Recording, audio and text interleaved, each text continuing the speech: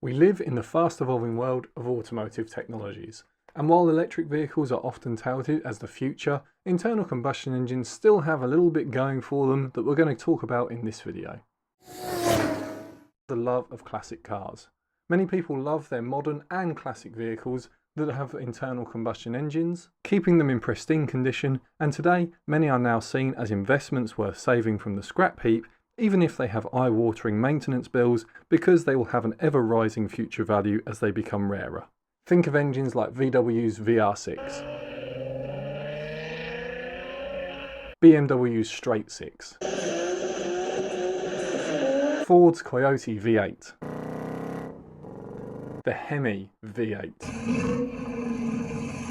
or for diesel fans, Volvo's 5-cylinder, and the V10 TDI in the Phaeton. And these are to name just a tiny selection of great motors. Classic and modern classic vehicles are more than just modes of transport. Their passion, their lifestyle, and their society for many people who have social circles that revolve around their passion for cars. The parts supply, performance modifications, and the network behind internal combustion engines is likely to continue to support this industry for decades to come. Away from the passionate and onto the pragmatic. Another advantage of internal combustion engine vehicles is refuel time. Now this may not be such a big deal if you regularly go and commute to one office day to day, but if you're ever doing a long distance journey in which you know you're going to have to stop, then having to study the electric vehicle network and make sure you'll actually have somewhere to go to stop on the way, or that you'll have to manage where you're going to stop, because maybe you've got one stop in 100 miles and the next stop is 200 miles or 150 miles, or you know that there's a charging network there, but it's always filled with people who've parked their car up and gone to the services to go and have their lunch. Now, while EVs have brought in faster charging, and some EVs out there can actually compete with the refueling time of cars, most of these are in the six-figure or even more expensive end of the market, and so the cost of bringing that technology to the masses is likely to take more than a decade to arrive.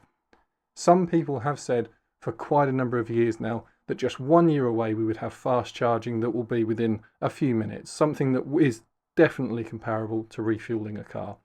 The reality is though, they've been saying next year, 6 months, just around the corner for nearly a decade. And so what we have to look at is the fact that old cars and new cars that use combustion engines are still filling up in the same amount of time. If you buy a car manufactured tomorrow, it'll take 3 or 4 minutes to fill up. And if you're doing a journey from, say, I don't know, Southampton to Wick up in North Scotland, or from coast to coast in the US, or from Sydney to Melbourne, Australia, having that quick refuel time, along with knowing that you'll have a fuel station along the way, and if that one's closed, there'll probably be another one 10 miles along the way, is something that's going to continue to have consumers buying internal combustion vehicles, whether they're hybrids or straight up petrol and diesel cars. Next up, we have the versatility of combustion engine vehicles. Whether you're in the icy conditions of the North Pole or the scorching heat of the Sahara, internal combustion engine vehicles perform and are tested to run in the extremes without modification. And this is one of the reasons Toyotas have been such a success, as their vehicles have been seen dotted around the map in some of the most inhospitable conditions, rusted, dented and poorly maintained, but still moving. Combustion engines don't require the extensive network of recharging that internal combustion engines do. You can even carry the fuel with you if necessary. And so in rural communities or parts of the world where there just isn't an infrastructure for charging, internal combustion engines are going to have a long life ahead of them. From a production standpoint, internal combustion engine vehicles today can be manufactured at a much lower price than electric vehicles. Now this isn't to say that electric vehicles are continuing to try and compete with the cost of manufacture for some of the combustion engine vehicles out there, but today, as it stands, combustion engines just are cheaper to manufacture. This translates to more affordable options for consumers, making car ownership accessible to a broader audience. This may change in the future, and electric cars are just beginning to be able to compete with similarly specified hybrid vehicles, although as many new buyers finance or lease their new vehicles, the higher depreciation of EVs still makes them more expensive for consumers, again, something that may change in time, but is currently a win for the combustion engine cars. Now this one is a big one, and it's that manufacturers have continued to commit investment into combustion engines. Now a few years ago, all you would hear about is the investment into electric vehicles. However, manufacturers, there were a few manufacturers out there that actually stood out from that. Toyota being one of them, that had said for many years now they believe electric vehicles will only ever capture 1/3 of the passenger car market. They foresaw hybrids dominating the market, and so far they've kind of been right. Hybrids have continued to grow every single year in their sales figures, whilst electric vehicles and combustion engine vehicles have kind of traded places, and in the last couple of years we've actually seen some EV sales from manufacturers beginning to drop. And this has led some manufacturers into rethinks as to how they want to invest in the future. Volkswagen have redirected over 64 billion euros back into combustion engine development, saying that the past isn't over.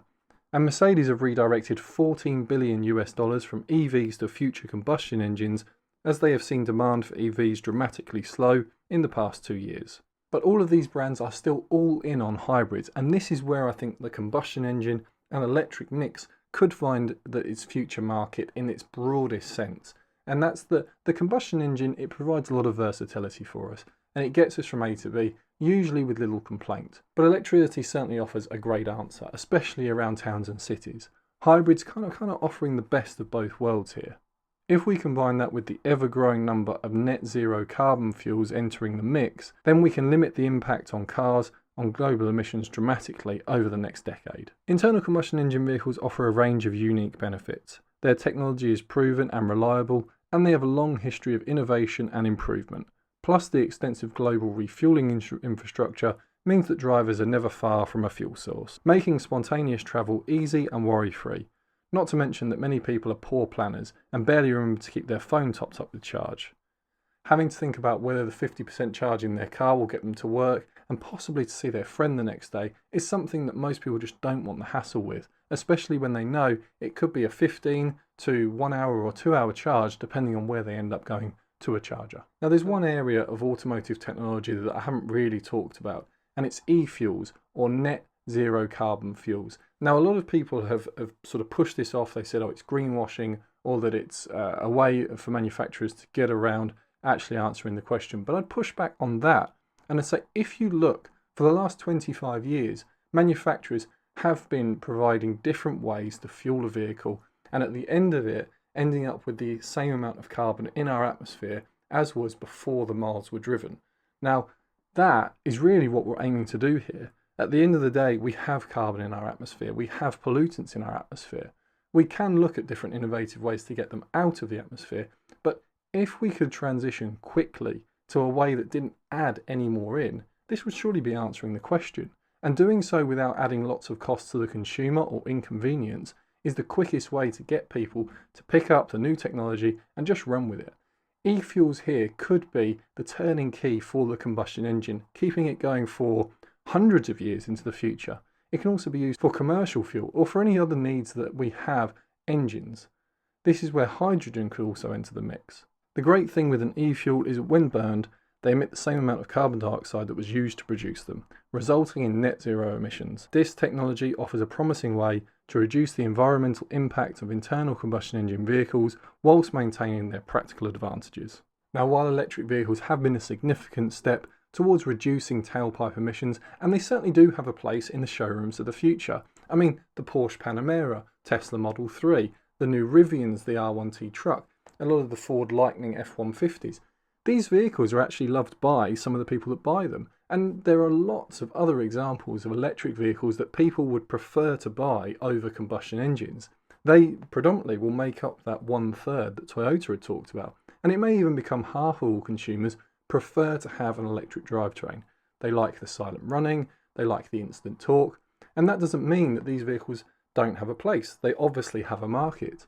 However, just ignoring combustion engines is one of the ways that we're likely to just be ignoring consumers and the demands of things that people need in their life. The continuous advancements in fuel efficiency, emissions reduction technology, and the development of net zero fuels are ensuring that internal combustion vehicles remain competitive and continue to reduce the pollution that we all create in our day-to-day lives. But here is where I think the peerless use case of hybrids is likely to drive the future of automotive sales. Because at the end of the day, if I said to you, you can get 30% extra fuel economy, you can get barely any additional cost to you, the motorist, when you buy the vehicle and when you make your monthly payments.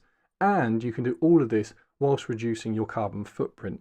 It's a win-win-win. I'm not asking you to change your lifestyle. I'm not asking you to pay a lot more for the privilege of doing something. I'm just saying there's a new technology out there. Why don't you give it a go?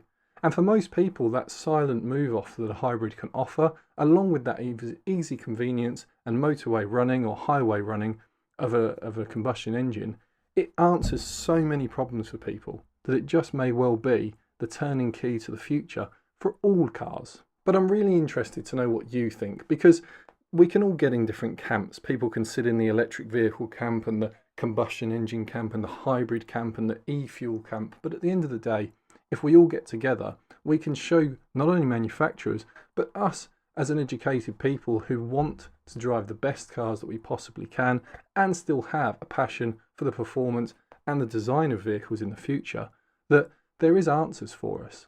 We can't do it if we sit divided.